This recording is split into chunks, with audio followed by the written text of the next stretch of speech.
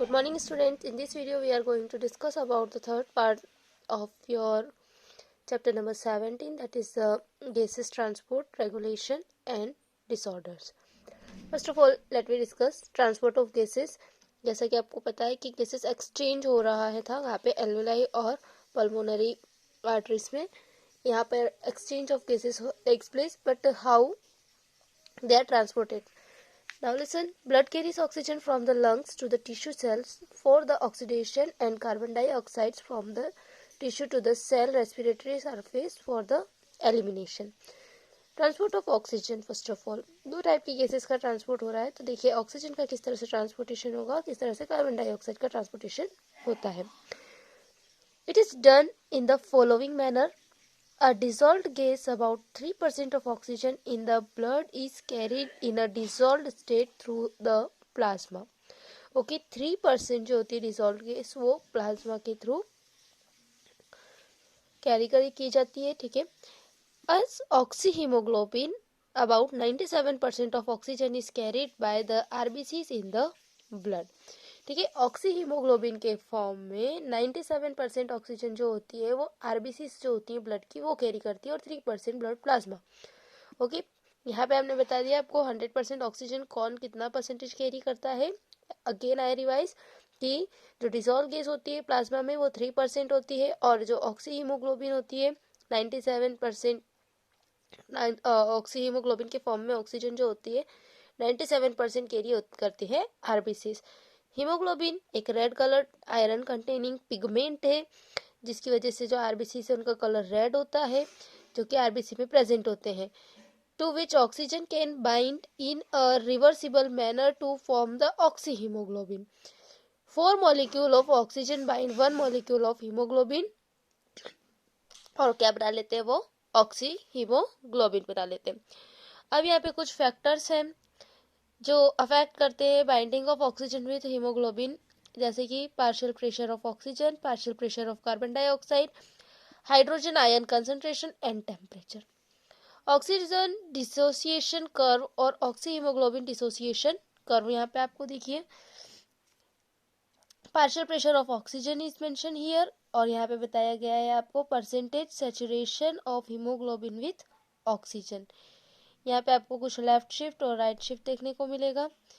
Let it is a curve obtain on plotting percentage saturations of haemoglobin with oxygen against partial pressure of oxygen. The curve thus obtain is sigmoid shape, S shape जिसको आप कहते हैं, under normal conditions. The curve is useful in studying the effect of factor like partial pressure of carbon dioxide, H positive concentration, etc. on binding of oxygen with hemoglobin. The lower part of the curve indicate dissociation of oxygen from hemoglobin, while the upper part of the curve indicate the acceptance of oxygen by the hemoglobin. Then the oxygen hemoglobin dissociate curve is shifted either to left or right by various factors. Shift to left की तरफ shift होना, यहाँ क्या होता है ये indicate कर रहा है कि एसोसिएशन ऑफ ऑक्सीजन हुआ है, और लेफ्ट की तरफ शिफ्ट होना क्या इंडिकेट करता है कि डिसोसिएशन हो रहा है यहाँ पर. Okay, shift to left indicates the association of oxygen by hemoglobin. It occurs in the alveoli where there is low partial pressure of carbon dioxide and high partial pressure of oxygen. H positive ion concentration यहाँ पर कम होता है और low temperature होता है. ये fact आपको एक ध्यान रखिएगा कि कब लेफ्ट शिफ्ट होगा और कब राइट शिफ्ट होगा. In case of right shift it indicate the dissociation of oxygen from the hemoglobin. It occurs in the tissue where there is low partial pressure of oxygen, high partial pressure of carbon dioxide, low pH, that means ki H positive concentration is high, and higher temperature. This clearly indicates that oxygen gets bound to hemoglobin on the lung surface and get dissociated at the tissue surface. Now let me discuss the transport of carbon dioxide. Carbon dioxide क्या होता है basically, यहाँ पर diffusion होता है. It is diffused out of the cell into the capillaries where it is transported in the following way. सबसे पहले transport in dissolved form. Different different form में होती है। 3 बेसिकली डिफरेंट फॉर्म्स में कार्बन डाइऑक्साइड ट्रांसपोर्ट होती है। पहला होता है डिजॉल्व फॉर्म में। 7% of carbon dioxide is carried in dissolve form through the plasma because of its high solubility. ठीक है, कार्बन डाइऑक्साइड क्या होता है, ज़्यादा सॉल्युबल होता है। ठीक है, तो ब्लड प्लाज्मा में क्या होता है, 7% के अराउंड ब्लड प्लाज्मा में ये डिसॉल्व हो जाता है और इजीली डिफ्यूज हो जाता है। ठीक है, ट्रांसपोर्टेशन में डायरेक्ट डिसॉल्व फॉर्म में हो जाता है। दूसरा आता है बाइकार्बोनेट के फॉर्म में। बाइकार्बोनेट मतलब HCO3। The largest fraction about 70% is carried in plasma as a bicarbonate ions at the tissue site there where partial pressure of carbon dioxide is high due to the catabolism. Carbon dioxide diffuses into the blood, RBCs and plasma in the forms of HCO3 and H positive। देखिए carbon dioxide है, water के साथ react किया, carbonic anhydrase के presence में तो क्या बना, कार्बोनिक एसिड बना। फिर कार्बोनिक अनहाइड्रेस की प्रेजेंस में ये ब्रेक डाउन होकर के क्या बना लेगा, बाइकार्बोनेट आयन और हाइड्रोजन आयन। और इसलिए ये जो रिएक्शन होती है ये आरबीसीज में ज़्यादा होती है। Reason because they contain an enzyme carbonic anhydrase और hydrogen ion released during the reaction bind to the hemoglobin and triggering the Bohr's effect. At the alveolar site where partial pressure of carbon dioxide is low, the reaction proceeds in opposite direction forming carbon dioxide and water. Thus carbon dioxide trapped in as a bicarbonate as tissue level and transported to the alveoli and released as a carbon dioxide. And third one is the transport as a carbon amino hemoglobin. Okay, around 20 to 25% carbon dioxide जो होती है वो haemoglobin के through transport होती है as in the form of carbon amino haemoglobin के form में। Carbon dioxide enter करते हैं ब्लड में, कंबाइन हो जाती है अमाइन ग्रुप के साथ और रिड्यूस कर देती है हीमोग्लोबिन को। तो जैसे फॉर एग्जांपल HbO2 है, ये हमारा ऑक्सीजनेटेड हीमोग्लोबिन है, कार्बन डाइऑक्साइड दोनों मर्ज हुए, क्या बन गया यहाँ पर, कार्बामिनो हीमोग्लोबिन बन गया, H पॉजिटिव आयन अलग और ऑक्सीजन अलग। This reaction release oxygen from oxy haemoglobin. यहाँ पे कुछ फैक्टर है जो कार्बन डाइऑक्साइड और हीमोग्लोबिन को की बाइंडिंग को अफेक्ट करते हैं, that are partial pressure of carbon dioxide, partial pressure of oxygen जो कि एक मेजर फैक्टर होता है in tissue, partial pressure of carbon dioxide high and oxygen is low, तो यहाँ पे ज्यादा बाइंडिंग होगी कार्बन डाइऑक्साइड की। And in alveoli carbon dioxide is low and oxygen is high, so dissociation हो जाता है एंड कहाँ से, HbCO3 से ये वाला फॉर्म बन जाएगा।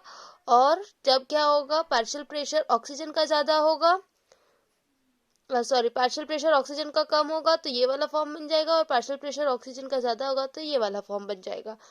I hope you understood about it. अब रेगुलेशन की बात कर लेते हैं। Regulations of respiration, neural control होता है एक और केमिकल कंट्रोल होता है। 2 टाइप के कंट्रोल से क्या होते हैं, जो हमारा रेस्पिरेटरी कंट्रोल है, दैट इज जो रिदम होती है that can be controlled. First of all neural control. The respiratory rhythm center is composed of group of neurons located at the medulla oblongata and the pons veruli. Pons respiratory centers, neural signals from pneumotaxic centers stimulate, reduce the duration of inspiration and altering the respiratory rate. A chemosensitive area is located adjacent to the rhythm centers that is highly sensitive to the carbon dioxide and hydrogen ions. This increase activate this center, and this in turn signal the respiratory center to make necessary charge in order to eliminate their these substances. Okay, यहाँ पे indication जो होता है basically carbon dioxide और haemoglobin hydrogen ion का content जब ज़्यादा हो जाता है तो यहाँ पे सिग्नल्स जो होते हैं वो जाते हैं और एक्टिवेट हो जाता है कौन सा, हमारा जो नीमोटैक्सिक सेंटर है वो एक्टिवेट हो जाता है और ये सिग्नल ट्रांसमिट करता है। देन केमिकल कंट्रोल की अगर हम बात करें, the large number of chemoreceptors are located in the carotid bodies which is bilaterally in the bifunctions of the common carotid arteries. These afferent nerve fibers pass through glossopharyngeal carial nerves and thus to dorsal respiratory area of the medulla oblongata. ठीक है, कहाँ से efferent nerve से ये पास होकर के कहाँ जाएगा, डोर्सल रेस्पिरेटरी एरिया तक, जो कि मेडुला ऑब्लोंगेटा का डोर्सल रेस्पिरेटरी एरिया है सेंसेशन का, वहां तक रिच जाता है. वहां पे रिसेप्टर होते हैं aortic arch and carotid artery recognise change in carbon dioxide and H positive concentration and send necessary signal to the rhythm center for remedial action. And in this way, the regulation of respiration is done. Now we are going to discuss about some common diseases.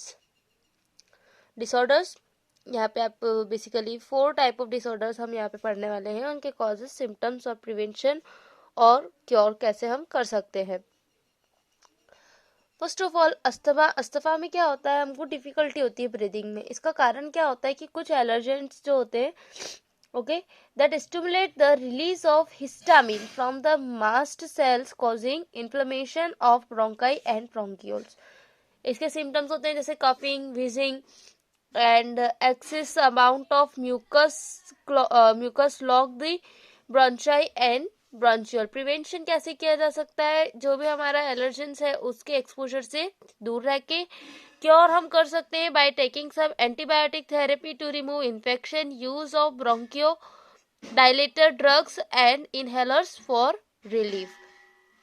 Then emphysema, inflation or distensions of bronchioles or alveoli sac.